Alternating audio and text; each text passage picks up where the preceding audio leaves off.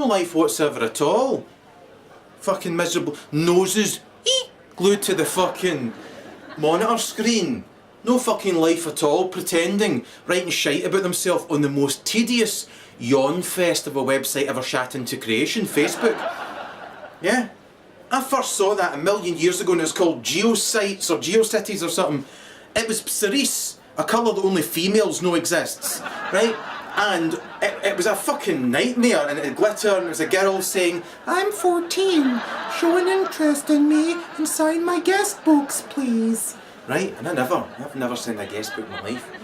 I objected to the concept the instant I saw it.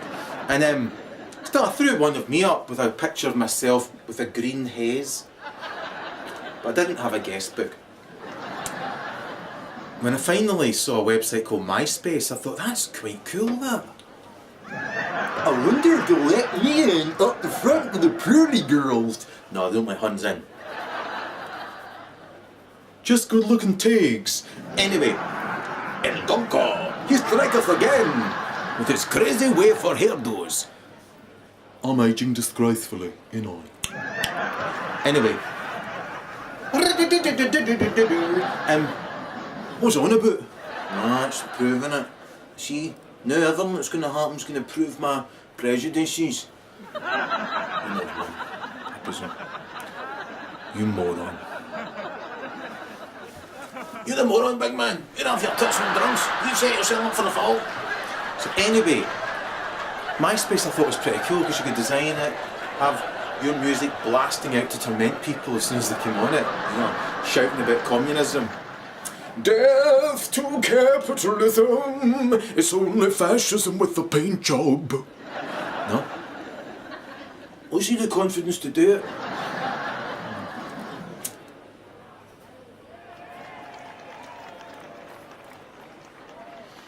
I'm hearing condor.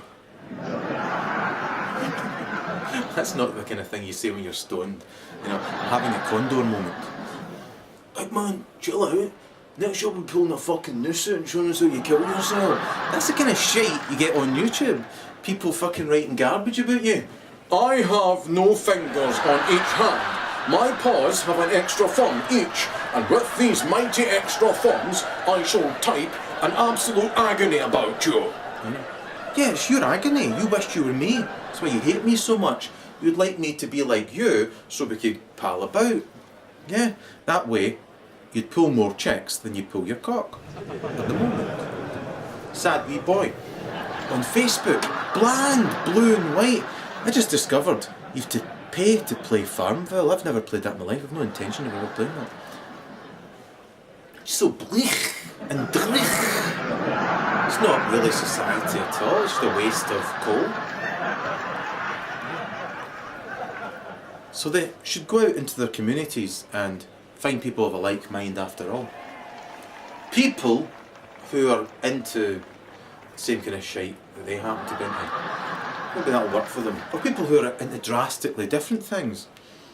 You'd learn more, couldn't you? You could study. You could understand, broaden your mind. Then come home and think to yourself, I was a certain way all my life and now I've been shown a better way by fucking Tim. You don't have to feel bad. Just come and do good, you know. That's all I want to do wherever I go. Good. Just know where the people I meet. From a safe distance, if they send me love, you know, and hit me with a question, you know, I'll answer it to the greatest of my knowledge and to the betterment of their life. But people so far that I've met, there's always a price to pay for having met them. There shouldn't be a price to pay, you know. For fuck's sake, if you meet Marilyn Monroe, hi Erol, you know, I said Marilyn Gonro, and basically you wouldn't give her a hard time, I hope. People did, probably. People probably gave even the most sensitive people a hard time. Like Jesus, Gandhi, Socrates, Martin Luther King. some of the saints I preserve. And basically, it's a tragic shame how the sensitive are treated in this world. But can you really say you're sensitive? Yeah? If you're insensitive to others in return. And that's the complication, that's where injustice can crawl in. Because basically, when someone's walking away from you, thinking whatever they think about you, it might only be the you let them see. You know, because most people talk about schizophrenia, yet they might wear 5 different faces. One for their husband, right? One for their kids, one for their neighbours, one for that guy who she wishes she was really with because she's that shy, and one for me. I'm gonna let that one go. I'll tell you what it is. Rapist resentment. Rapist resentment. Rapist resentment. Rapist resentment.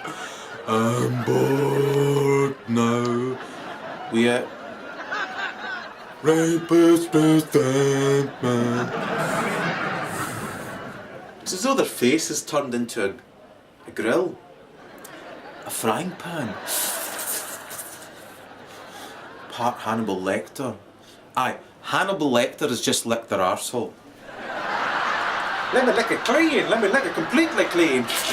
That's what chicks want, fuck that shit. I don't lick where I can fuck. No, it's total shite. I'm much funnier than this when I'm totally sober. And equally as funny, it doesn't really have that much of an effect on me, said Erol, just before the fucking orderlies came. And I look back on it and go, yeah, I seriously had a problem. I think it was just a lack of care amongst my friends. They're just exploiting me, pushing me out there, like, you know, into a lion's cave. Fuck you guys. What? You know, you don't seem like wild beasts. You know, I tend to now only attract people who know that to even look at me the wrong way, just don't do that. You know? Some people might think I'm a hypocrite because I'm on here using colourful language and talking about things that might challenge their prejudices. And they might believe their prejudice to be this dead important thing. This dead important thing. It's ditty. Basically, they'll attack you to protect that. It's this tragic, tragic society. But maybe this is dear to them. You know, maybe I'm breaking taboos. Maybe they're now thinking, oh my God, whom I've worshipped and adored, and I've pruned and barbered the sanity of those around me, or excommunicated the ones who didn't see the way I do. And he brings God up in just about every fucking conversation he can as soon as possible. Like me doing a social experiment with somebody who I know doesn't like wine. I'm not a huge fan of wine myself, but I'll just promote the subject of wine. I was tasting some wine the other day just to see how disrespectful they are. And they'll turn around and go, I don't give a fuck about wine. Yeah. And they'll catch themselves and they'll go, I'll never forget that. I know that that's a scumbag now. So no matter how much I didn't like wine, somebody said to me, oh man, no, say they were reasonably intelligent and they come up to me and said, you know, well, I've recently just, you know, or about 14 years ago I was in Italy and I tested this wine and it's really, really quite nice, and since then it's brought back those, you know, memories. And I say to them, you're lucky enough to have memories that work for you. I've not yet. Not made a memory that I wanted to press record during, you know. You're on your own. Still on your own. I'm pulling the blanket over like Dolly Parton, I don't know. And with a shirt hanging out my mouth. There's a scene in The Lady in Red where Gene Wilder throws his underwear with gay abandon into the air, and the girl stops him and says, "That's a fire hazard." It landed on a lamp, you know. He's funnier than you. I think he should make a comeback. It's a tragic thing what happened to him. He lost the love of his life. And then we lost him. Sensitive men. We're all sensitive. There's no such thing as a hard man. You know, you put a knife through these so-called hard men. It's just like it goes through butter.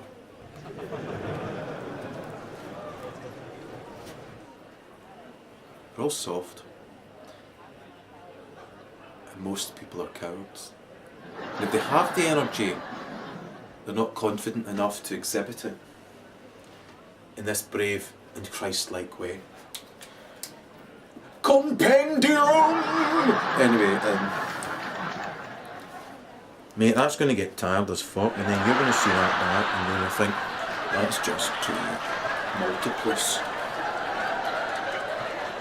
That's in my quarter joint. Wouldn't like to see me a fucking Tim Skinner or something. He'd probably shite his ma's pants open. What? Thanks.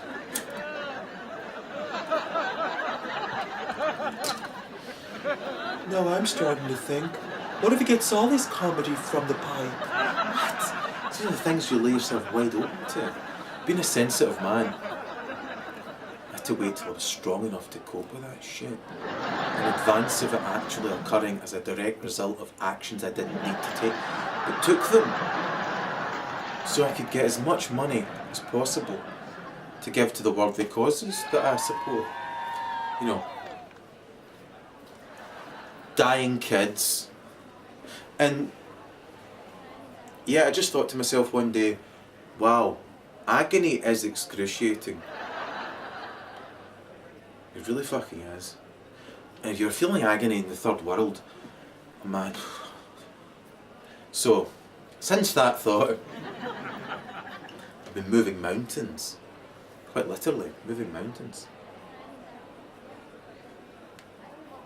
To try and help save the lives of the wretched and the grossly neglected. But you think to yourself, there is enough food to go round. It's not like, oh by the way, see we give the fucking darkies some of that. You'll be left with half a loaf.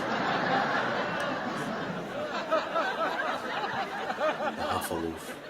Conscious. Man, I would forgo my whole loaf. Well, the exception maybe a couple of, whatever, just say I needed 4 slices to get by. I'd get by. But we don't have to part with a loaf. We've got 2.5 times enough to feed every mouth. I'd like us to put more effort into renewable stuff and plasma, etc. However, greedy little pigs at the trough can depress you, or you can take a stand. Maybe not pulling that face though. They won't be calling you a poster child. You pull that face. Maybe if you go something like this, as I did in the supermarket last night. A girl ran up to me and said, "You alright sir, need some help?" I think it was because she fancied me. And maybe she just wanted to adopt a granddad. You're not getting out of changing nappies that easy. Oh, changing nappies at my age. I wonder what age you can stop saying that at. Age you stop shagging at.